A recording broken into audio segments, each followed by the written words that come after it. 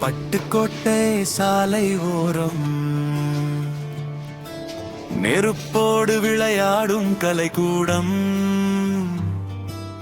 உறுதியான உழைப்பால் உயர்ந்து நிற்கும் எங்கள் தரிசன் வெல்டர்ஸ் வழங்கும் இனிய புத்தாண்டு நல்வாழ்த்துகள்.